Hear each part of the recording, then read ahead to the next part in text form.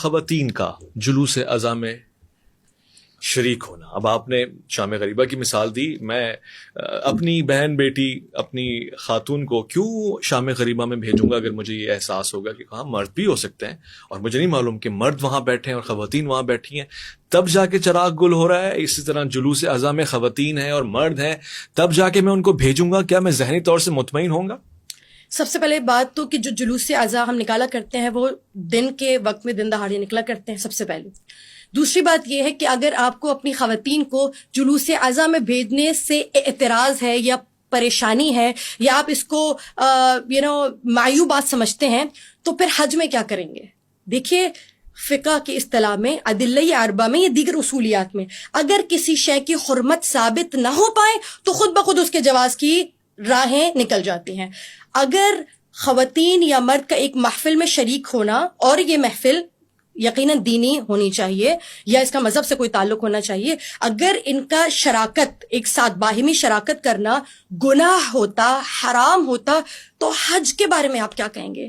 دیکھیں اللہ نے مناسک حج کتنے مشکل ہیں, ہے نا. مثلاً آپ دیکھ رہے ہیں کہ شیشہ نہ دیکھیں, ذرا سی بات پہ کفارہ ہے, آپ کو بکرا ذبح کرنا پڑ جاتا ہے. جب اللہ نے اتنا اہتمام فرما دیا تو اگر مرد و خواتین, مرد و زن کا ایک اجتماع میں ساتھ شریک ہونا اتنا باعث عیب ہوتا, اتنی اس میں پریشانی ہوتی, تو اللہ کہتا کہ مرد کو الگ رکھو, عورتوں کو الگ رکھو. اور جہاں اتنے سارے انتظامات ہو رہے, کیا مسئلہ تھا کہ خواتین کا ایریا الگ سے بنا دیتے طواف کے لیے, مردوں کا انتظام الگ سے کر دیتے؟ نہیں تھا نا مسئلہ. تو جب آپ کو وہاں مسئلہ نہیں ہے تو جلوس سے کیا مسئلہ ہے؟ اب جو علماء, اب چونکہ آپ نے یہ جو بات کی وہ عوام کی بات نہیں ہے, یہ بات علماء کرام بھی کرتے ہیں, لیکن بیشتر اوقات یا بعض اوقات ایسا بھی ہوتا ہے کہ علماء کے درمیان خود اتفاق رائے نہیں ہوتا, خود اختلافات, حسد, جتنا بلکہ علماء میں اختلافات ہوتے ہیں نا اتنے امت میں اختلافات نہیں ہوں گے, اتنے عوام میں اختلافات نہیں ہوں گے.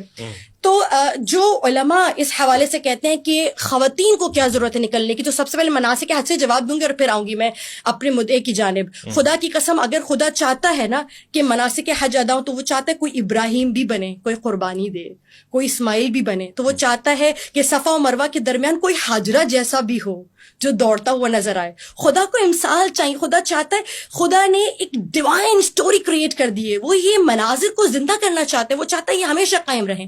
اور اگر آپ یہ سمجھتے ہیں, مجھے آپ کا ایک سوال بہت پسند آیا ہے یا پسند آتا ہے, اکثر سنتی ہوں, آپ نے ایک سوال کیا تھا کہ خواتین نبی کیوں نہیں ہوتی, جی نبیہ کیوں نہیں ہوتی, ولیہ کیوں نہیں ہوتی, یا ولایت بہرحال اس کو چھوڑ دیجیے, نبوت خواتین کو کیوں نہیں ملتی.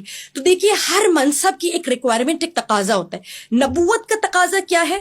نبوت کا تقاضا یہ ہے کہ مثلا تبلیغ دین کی جائے, پتھر بھی کھانے پڑیں گے, رات دن باہر بھی نکلنا پڑے گا, لوگوں کے گھر جا کر لوگوں کو پیغام امن, پیغام خدا بھی دینا پڑے گا, مرد و زن سب سے مل کر گفتگو کرنی پڑے گی. یہ تقاضا ہے نبوت کا. خاتون ہونے کا کچھ اور تقاضا ہے. خاتون ہونے کا تقاضا کیا ہے؟ ایک خاتون ہونے کا تقاضا کیا ہے کہ باحجاب ہو, ظاہر رات میں پروٹیکشن کی وجہ سے باہر نہیں جا سکتی, ہر مرد و زن سے تبلیغ کے لیے بات نہیں کر سکتی.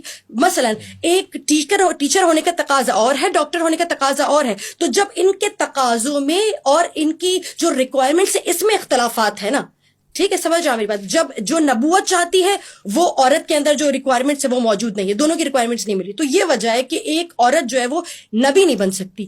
لیکن مجھے بتائیے بغیر ہاجرہ کے کوئی اسماعیل بن جائے گا؟ بغیر مریم کے عیسیٰ ہو سکتے تھے؟ اگر مریم خدا کی بات پر, خدا کی رضا کے آگے سربت سجود ہو کے یہ نہ کہتی ہاں خدا میں تیار ہوں اس بڑی قربانی کے لیے, کیسے ممکن تھا؟ شراکت لازمی ہے. اور خدا کی قسم اب میں جو جملہ کہنا چاہتی تھی اور آپ نے جو سوال کیا, حقیقتاً اس کا جواب کہ اگر آپ یہ سمجھتے ہیں کہ کوئی جلوس خواتین اور بچوں کے بغیر ہو سکتا ہے تو خدا کی قسم کربلا نامکمل ہے, دین نہ ہوتا. خدا کی قسم شاست حسین, بادشاست حسین. اگر حسین دین ہے نا, اگر حسین شاہ ہے نا, اگر حسین دین کو بچانے والے ہیں, دین کی پناہ گاہ ہے نا, اگر حسین نہ ہوتے دین نہ بچتا. تو مجھے کہنے نہیں, اگر زینب نہ ہوتی نا تو نہ دین بچتا, نہ حسین بچتے, نہ کربلا بچتی. جناب زینب نے ایک مرتبہ, اور جو آپ نے کہا کہ خواتین میں, میری خاتون ہے, میری زوجہ ہے, میری بہن ہے, میں کیسے حوالے کر دوں؟ جناب زینب جواب دے رہی ہیں اس کا. جناب زینب نے ایک مرتبہ ابن زیاد کو دیکھا, اور کہا کہ معیوب ہے اور محال ہے کہ مجھ جیسی خاتون کے جس کا نام بذریعہ وہی زمین پر اترتا ہے میں تجھ سے کلام کر سکوں، مگر میں تجھے بتاؤں میں انما کی آیت ہوں، میں حل عطا کی آیت ہوں، اور آیت قرآنی اگر بازار اور دربار میں بھی رہے تو اس کی عزت تکریم اور وقار میں کوئی کمی بیشی واقع نہیں ہوتی ہے۔ اور یاد رکھنا اگر قرآن جزدان کے بغیر بھی ہو تب بھی اس کا عزت، شرف، کمال، مرتبہ، مقام اتنا ہی بلند رہتا ہے۔ بیوی فرماتی ہیں آج تو دیکھ رہا ہے آج میرے کلام کے آگے